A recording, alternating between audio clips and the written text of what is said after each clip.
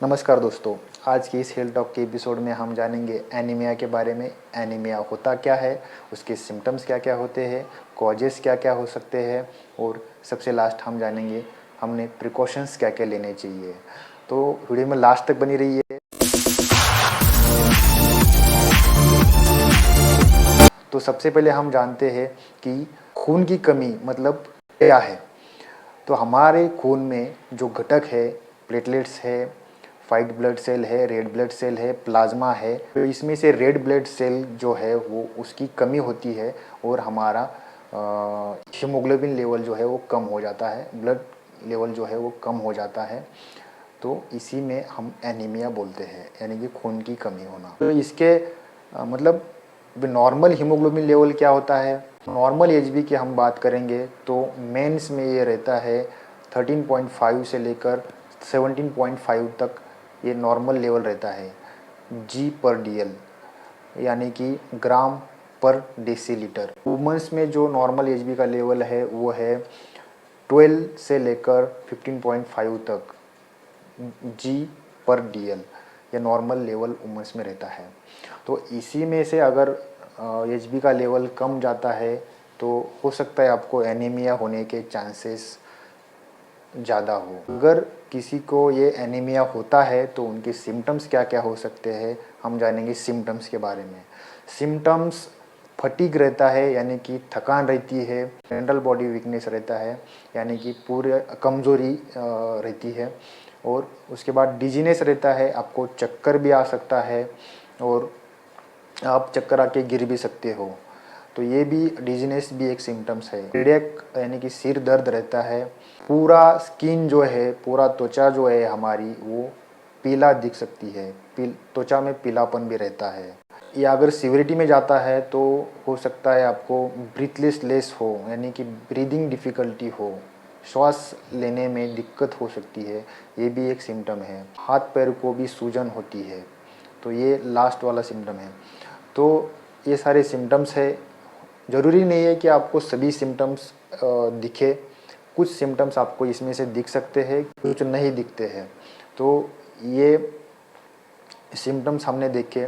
हम जानेंगे अभी कॉजेस के बारे में, क्यों ये एनीमिया की डिफिशियंसी होती है। तो सबसे पहला जो कॉज है वो है ब्लड लॉस। ब्लड लॉस अगर होता है तो भी हो सकता है खून की कमी हो। तो ब्लड लॉस किन किन कारणों से हो सकता है। अगर किसी का एक्सीडेंट हो, उसी टाइम अगर ब्लड लॉस होता है तो हो सकता है कि एनीमिया डिफिशियंसी हो। दूसरा जो रीज़न है, कॉमन रीज़न, वो फीमेल में दिखता है, मेन्स्ट्रुअल साइकिल, यानी कि मासिक पाली। मासिक पाली के दौरान अगर ब्लड लॉस होता है ज़्यादा तो हो सकता है आपको एनीमिया की डिफिशियंसी हो। अगर प्रेगनेंसी या डिलीवरी में ब्लीडिंग ज़्यादा होता है या प्रेगनेंसी में आपको न्यूट्रिशनल कुछ डिफिशियंसी होती है तो हो सकता है आपको एनीमिया हो। न्यूट्रिशनल डिफिशियंसी अगर होती है, विटामिन B12 या विटामिन सी, अगर इसकी डिफिशियंसी अगर होती है तो हो सकता है विटामिन डिफिशियंसी की वजह से आपको एनीमिया हो। आयरन डिफिशियंसी रहती है, अगर उसी से वजह से डिफिशियंसी अगर होती है तो हो सकता है आपको एनीमिया होने का चांसेस हो। अगर आपको गैस्ट्रिनल ट्रैक, यानी कि जो इंडाइजेशन सिस्टम, आपके इंडाइजेशन सिस्टम में कुछ दिक्कत हो, कुछ उसी में कुछ अल्सर्स हो या कुछ अदर कोई दिक्कत हो, अगर आती है होती है तो हो सकता है आपको एनीमिया हो। क्योंकि आप हमारा डाइजेस्टिव सिस्टम अगर सही नहीं है तो हम जो ईट कर रहे हैं उसका जो न्यूट्रिशनल हमको मिलना चाहिए वो प्रॉपर तरीके से मिलता नहीं है, और न्यूट्रिशनल डिफिशियंसी की वजह से हमको एनीमिया हो सकता है। और excessive destructions of red blood cell, मतलब जो रिप्रोडक्शन सिस्टम जो है रेड ब्लड सेल का, वो अगर सही से नहीं हो रहा है या इनएडिक्वेट रेड ब्लड सेल का निर्माण मतलब नहीं हो रहा है, रेड ब्लड सेल का अगर रिप्रोडक्टिव सिस्टम में कुछ दिक्कत आ रहा है तो भी हो सकता है रेड ब्लड सेल की कमी हो और खून की कमी हो सकती है।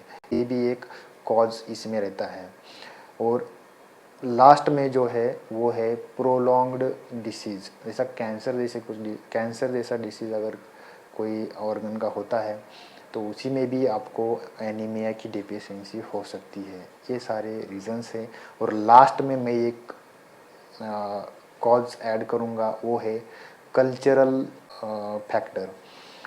कल्चरल फैक्टर यानी कि क्या होता है ये, जैसे कि आप कोई धार्मिक इसमें आपका फास्टिंग रख रहे हो, जैसा बहुत सारे लोगों का वीक में 4-5 दिन तो फास्टिंग ही रहता है।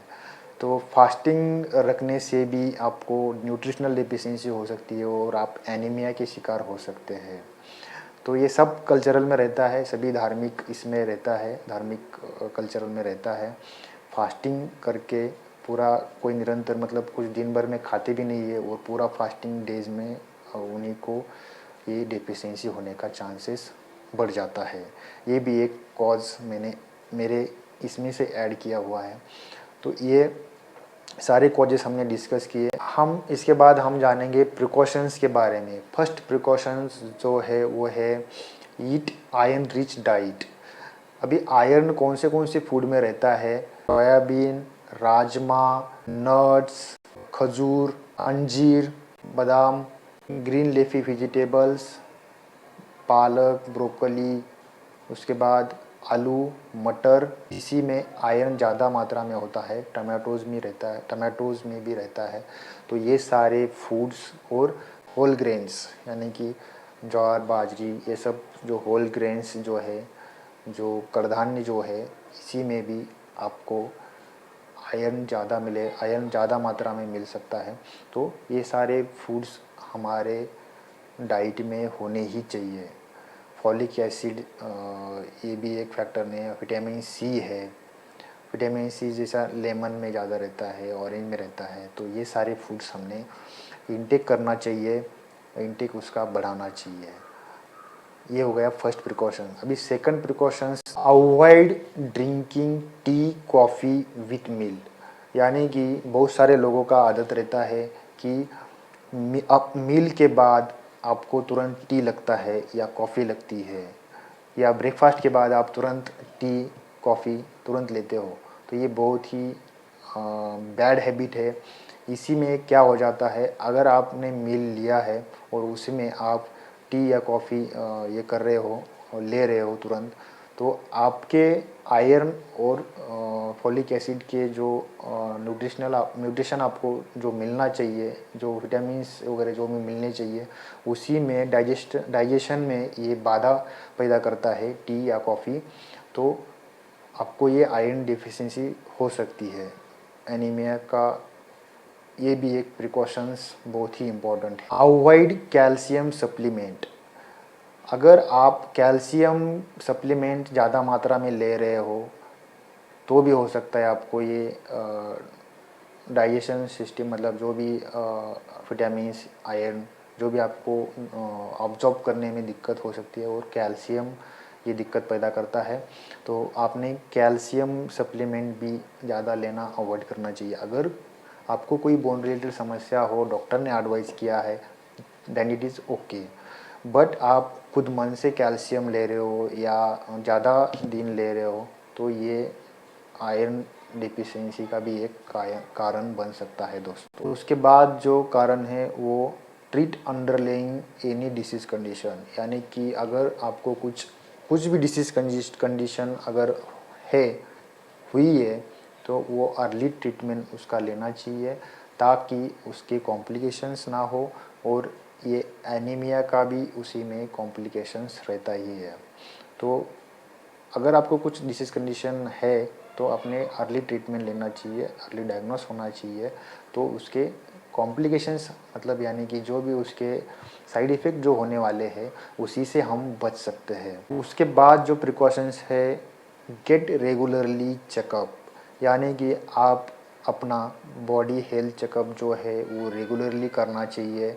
उसी में आपका एचबी लेवल क्या है, आपका एनीमिया डिफिशिएंसी होने का चांसेस कितना है, या हो सकता है क्या नहीं, हेल्दी एचबी है क्या नहीं, ये सब पता चलता है।